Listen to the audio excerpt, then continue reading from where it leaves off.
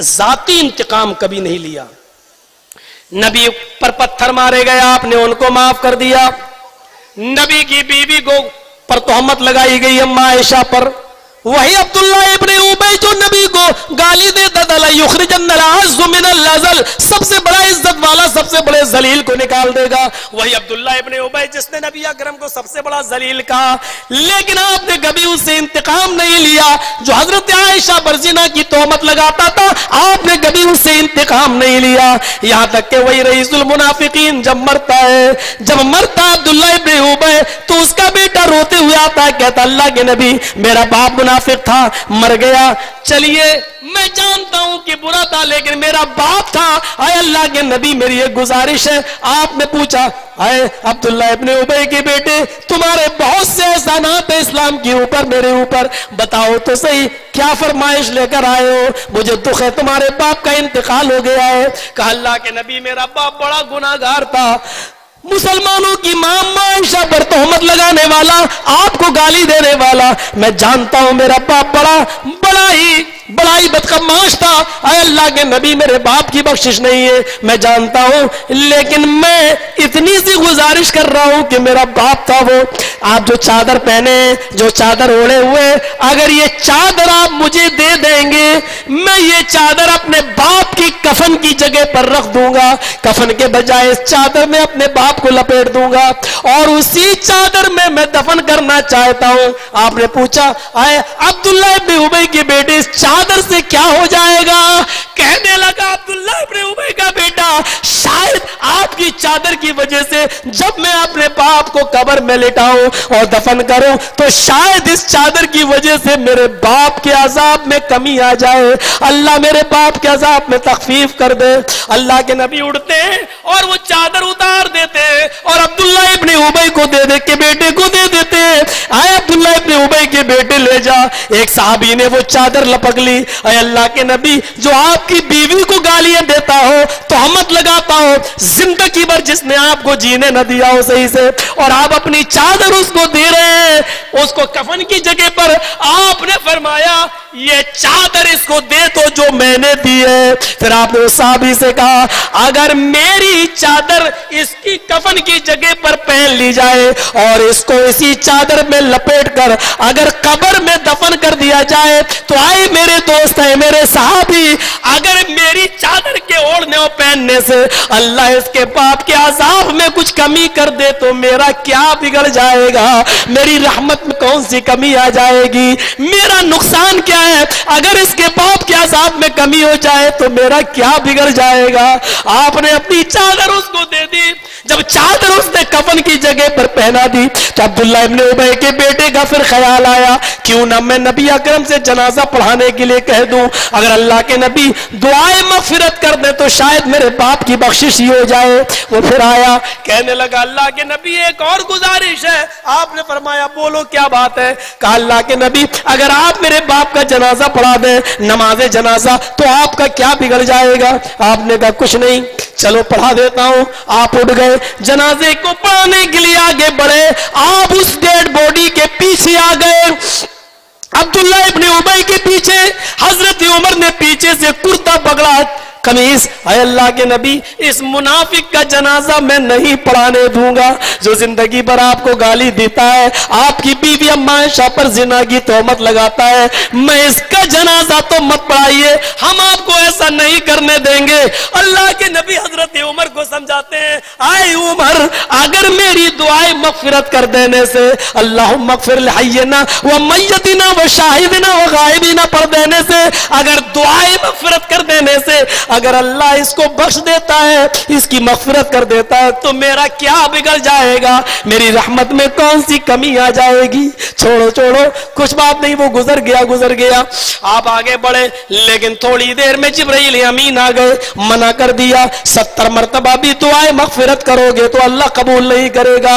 آپ نے چہرہ گھما لیا، آپ نے فرمایا اے عبداللہ ابن ابی کے بیٹے میرا دل تو چاہتا تھا کہ میں پڑھاؤں لیکن عرش والے نے منع मना कर दिया। अभी जिब्रील आए और फरमाया, आए मोहम्मद 70 मर्तबा भी अगर आप इसकी जनाजे की नमाज पढ़ाएं, इसके लिए दुआएं मगफिरत करें। आप तो अपने दुश्मन को माफ कर सकते हैं, लेकिन अल्लाह अपने नबी के दुश्मन, अपने महबूब के दुश्मन को माफ करने के लिए तैयार नहीं है। आप 70 मर्तबा भी जनाजा पढ़ाएंगे तो कबूल नहीं करूंगा मैं आपकी दुआ। हट जाइए। आए अब्दुल्ला इब्ने उबय के बेटे, अल्लाह ने मुझे मना कर दिया, वरना मैं जरूर पढ़ाता। आप ये कहकर हट जाते हैं। मेरे प्यारे साथियों, आपने अपना जाती इंतकाम कभी नहीं लिया ऐसा, लेकिन जब इंसाफ की बात आई और लड़ाई न्यायिक हुई और इस्लाम के लिए हुई तो आपने किसी को छोड़ा भी नहीं, आपने किसी को नहीं छोड़ा। वो गम दिया औरत आती है और कहती है, अल्लाह के रसूल, इन्नी कद असब्तुल हद्द या रसूल अल्लाह, अल्लाह के रसूल मुझसे गुनाह अजीम हो गया है और ऐसा जुर्म मैं कर बैठी हूं कि उसके लिए मेरे ऊपर हद जारी होनी चाहिए। मैं संसार होने के लायक हूं, मुझसे जिना का सुदूर हो गया। आपने कहा होश में बोल रही हो? कहा हाँ। आपने साहबा से कहा देखो, कहा अल्लाह के रसूल होश में है। आपने कहा ले जाओ और पत्थरों से मार मार के संसार कर दो। लेकिन पता चला उसके पेट में बच्चा है। आपने कहा नहीं, अभी तुझे कत्ल नहीं किया जा सकता, अभी पत्थरों से नहीं मारा जा सकता। मीडिया वालों गौर करो, इस्लाम में जिना की सजा पत्थरों से मार मार के खत्म कर देना है, लेकिन उस औरत के बारे में जब पता चलता है कि उसके पेट में बच्चा है तो अल्लाह के रसूल कहते हैं कि अभी इस औरत को सजा नहीं दी जा सकती है, क्योंकि इसके पेट में बच्चा है, जबकि बच्चा नाजायज है, जिना की पैदावार है, जिसको हमारी जबान में हरामी औलाद, हरामी बच्चा कहा जाता है। लेकिन इस्लाम किसी नाजायज बच्चे को भी गिराने की इजाजत नहीं देता है और उसको भी मारने की इजाजत नहीं देता है। जब नाजायज बच्चा, और वो भी पेट में पल रहा हो, जिस बच्चे की उम्र 1 हफ्ता, 2 हफ्ता, 10 हफ्ता और 1 महीने की हो, उसने छोटे बच्चे को भी जब इस्लाम मारने की और गिराने की इजाजत नहीं देता है तो बेकसूर लोगों को मारने की इजाजत कहां से देगा? मैं फिर कह रहा हूं, महाभारत की नजर से मत देखो, फिर कह रहा हूं, हरे रंग के चश्मे से मत देखो, हमको इंसाफ की नजर से देखो। हम वही खड़े होंगे जहां वीर अब्दुल हमीद थे, जहां अबुल कलाम आजाद थे, जहां अशफाकुल्लाह थे। हम आज भी वही हैं। इस देश के साथ वफादारी आज भी हम करते हैं और इंशाअल्लाहुल अजीज जिंदगी भर करते रहेंगे, क्योंकि देश से मोहब्बत, मुल्क से मोहब्बत, वतन से मोहब्बत करना ये मोहम्मद रसूलुल्लाह ने हमें सिखाया और बताया है। ये हमारे इस्लाम से जुड़ा हुआ मामला है। हम उन हदीसों पर तो हम नहीं अमल कर रहे हैं और नहीं कहते कि वो सही है, हुब्बुल वतनी मिनल ईमान, वतन की मोहब्बत ईमान का हिस्सा है, लेकिन ऐसा नहीं है कि अल्लाह के रसूल ने वतन से मोहब्बत करने का हुक्म नहीं दिया है। यह आपकी तालीमात से यह साबित नहीं है। आप पढ़िए सीरत नबी अल्लामा इब्न हिशाम की, तो आपको पता चलेगा कि अल्लाह के नबी जब मक्का छोड़ के मदीना गए तो मक्का छोड़ते वक्त आपने खाने काबा के गिलाफ को पकड़ा और रोया, और रो रो कर आपने कहा, आए खाने काबा, आपने कहा मक्का, मुझे तेरे बाशिंदों ने मजबूर कर दिया, मुझे तेरे रहने वालों ने मजबूर कर दिया, और अगर मुझे तेरे रहने वाले और बाशिंदे मजबूर न किए होते तो मैं तुझे छोड़ के कभी नहीं जाता। ये वतन की मोहब्बत नहीं तो और क्या है। अल्लामा शिबली ने भी सीरत नबी के अंदर लिखा है कि जब अल्लाह के रसूल मक्के से मदीना गए तो मदीना जाने के बाद जब सोते थे तो आपका चेहरा सोते वक्त मक्के की तरफ हो जाता था। लोगों ने पूछा, अल्लाह के रसूल क्या बात है? तो आपने कहा, मक्के की मोहब्बत मेरे दिल से नहीं निकलती है। मेरे भाइयों, ये तमाम वाकयात है। वतन की मोहब्बत अल्लाह के रसूल ने सिखलाई, मुल्क की मोहब्बत अल्लाह के रसूल ने सिखलाई, वतन के साथ वफादारी करना अल्लाह के नबी ने, हमारे इस्लाम ने बताया। हम कैसे भारत के दुश्मन हो सकते हैं? हमारे जमीरों में ऐसी चीजें शामिल नहीं है। आइए जरा देखिए आपने क्या कहा, जब अभी तुझे सजा नहीं दी जा सकती, जब ये बच्चा पैदा हो जाए तब आना। जब वो बच्चा पैदा हो गया तब आई। कहा अल्लाह के रसूल देखिए बच्चा पैदा हो गया, आपने कहा जाओ अब इसको सजा दे दो। लेकिन जैसे ही उसको ले जाया जाने लगा बच्चा रोने लगा।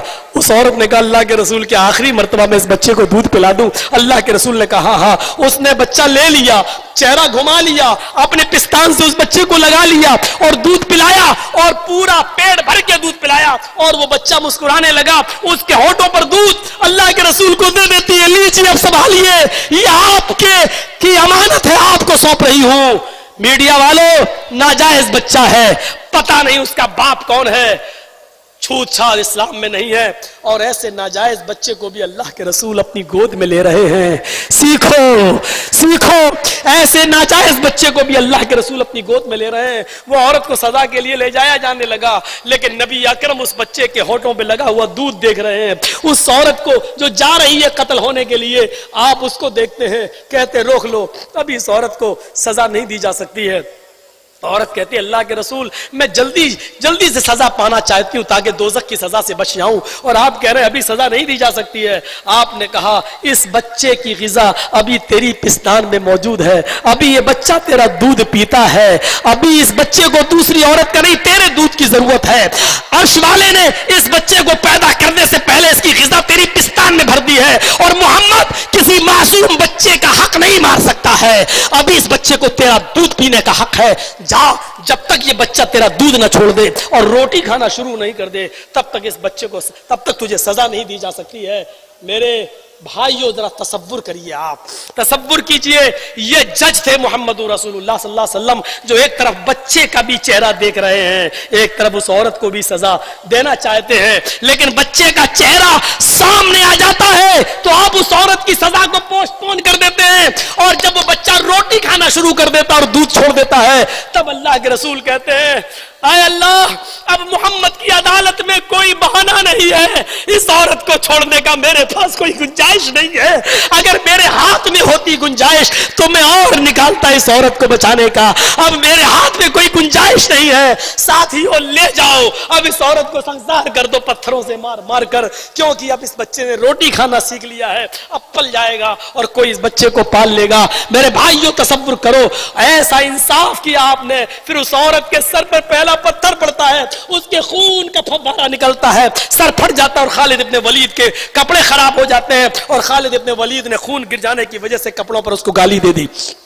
अल्लाह के रसूल ने 3 दिन बात नहीं की खालिद से। 3 दिन के बाद खालिद इब्ने वलीद आए, का फिदा का अबी व उम्मी या रसूल अल्लाह, मेरे माँ बाप आप पर कुर्बान। अल्लाह के रसूल ये क्या बात है, आप हमसे नहीं बोल रहे हैं, आज 3रा दिन है। आपने रोते हुए कहा खालिद तुमने उस औरत को बहुत बुरी गाली दी है, तुमने उसको नाजायज बदचलन तक कह डाला है।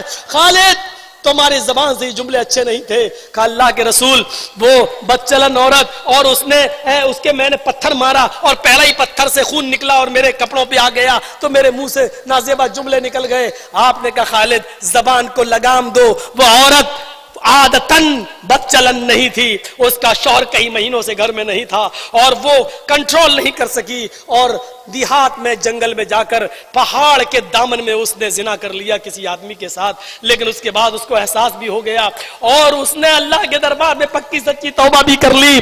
आए खालिद तुम उस औरत को बदचलन कह रहे हो, तुम्हें नहीं मालूम उसने अपने आप को जमीन में गाड़ के और चेहरे पर पत्थर खाकर अपने आप को मार डाला, अपने आप को हलाक कर लिया और अल्लाह की अदालत में किताब और सुन्नत के कानून के मुताबिक सजा पाली। तुम्हें मालूम है कि इस औरत ने यह सजा पाकर अपने आप को कैसी सच्ची तौबा की है, अपने आप को कैसा पाक साफ कर लिया है। ऐ खालिद उस औरत ने संसार होकर पत्थरों से मार खाकर ऐसी सच्ची तौबा की है, अगर उस औरत की तौबा को इस मदीने के 70 गुनाहगारों पर जो जहन्नम के करीब खड़े हो, ऐसे जहन्नमियों पर भी अगर उस औरत की एक तौबा को डाल दिया जाए और 70 पर डिवाइड कर दिया जाए तो उस एक औरत की तौबा से 70 के 70 जहन्नमियों की मग़फ़िरत हो जाए और 70 के 70 जहन्नमी भी जन्नती बन जाए। तुम जानते हो उस औरत ने कैसी तौबा की है। ये मकाम दिया इस्लाम ने औरत को, ये मकाम दिया है इस्लाम ने औरत को कि उससे गलती हुई, सजा उसको दी, लेकिन इतना बड़ा मकाम दिया कि उस औरत की तौबा को ऐसा करार दिया कि इतनी सच्ची तौबा है कि उस एक औरत की तौबा को 70 गुनाहगारों पर डाल दिया जाए तो वो भी पाक हो जाए, 70 गुनाहगारों पर भी डाल दिया जाए तो वो भी गुनाहों से धुल जाएं। मेरे भाइयों ये इंसाफ था मोहम्मद रसूलुल्लाह सल्लल्लाहु अलैहि वसल्लम का। जजमेंटली के जब उसूल आए तो ऐसे आए जहां अपने ऊपर जुल्म करने वालों को माफ कर रहे हैं, अपनी बेटी के कातिल को माफ कर रहे हैं, तो वहीं ऐसा भी वाकया आया कि चोरी में एक लड़की पकड़ी गई, फातिमा नाम है। कहा अल्लाह के रसूल पकड़ी गई है क्या करूं? कहा हाथ काट डालो। कहा अल्लाह के रसूल बड़े ऊंचे घराने की है, लोग बड़े तंज मारेंगे। आपने कहा हाथ काट डालो। उसामा